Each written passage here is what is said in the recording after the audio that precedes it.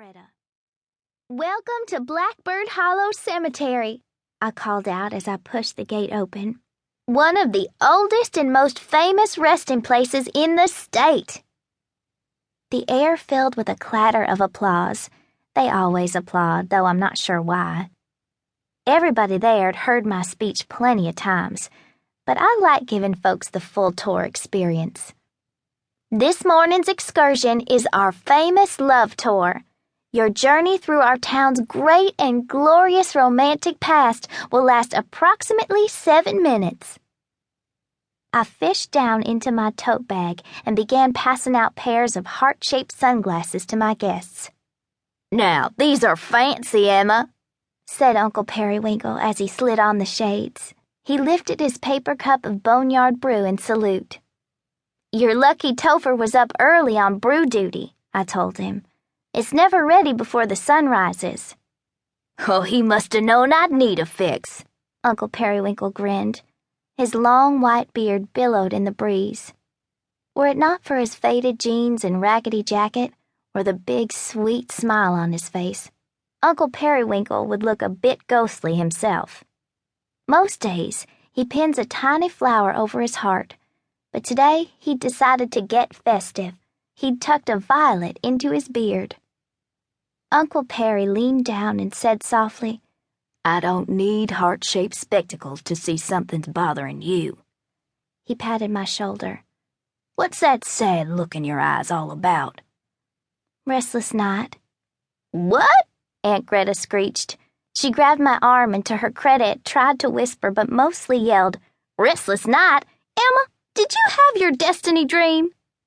"Ha!" Uncle Perry clapped his hands. "I knew her mama was right.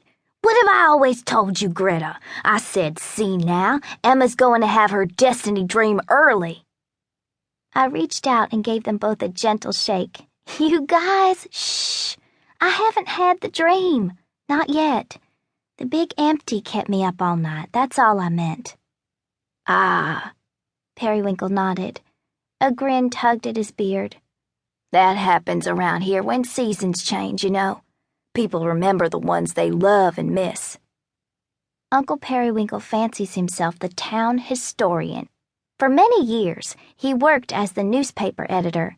According to Granny Blue, being a newspaper editor in a town this size is just a fancy way of saying he minded everybody's business but his own. Aunt Greta grabbed my arm and yanked me close for a hard hug. She smelled like roses and hairspray. "You'll have your destiny dream soon enough, sugar.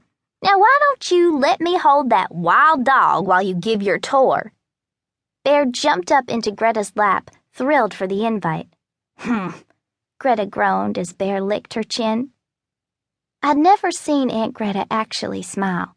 She only ever pressed her mouth into a firm line and made a noise when she was happy. Ever since she broke her hip last year, Aunt Greta's been rambling all over town on a customized pink scooter. This morning was no exception. She wore a pink tracksuit to match her ride, and her white hair was tucked up into a rosy-colored baseball cap. She'd stitched her flower shop slogan onto the cap, "Greta's Magical Garden. Get your flowers, then go away." "Thank you, everyone, for coming out this morning," I said as I made my way down the line, passing a pair of sunglasses to Mr. Markham and his wife. The Markhams had won Farmers of the Year going on 27 years now. Last year, their 10-pound tomato made the front page of the Regional Farmer's Almanac. In the world of competitive tomato farming, the Markhams are total rock stars. "We're tickled to be here, Emma." Mrs. Markham hugged me tight before she donned her shades. I cleared my throat. "If everybody's okay with it, we'll start early this morning. Daisies are blooming on the rooftops. That means the rain's coming." That's another fact about Blackbird Hollow, Tennessee, that some folks attribute to the supernatural. Flowers never stop blooming here. They bloom through the snow, they bloom up through cracks in concrete sidewalks, they bloom in bundles near the river and in colorful bursts in yards and hillsides, and they've always bloomed especially thick here in the graveyard.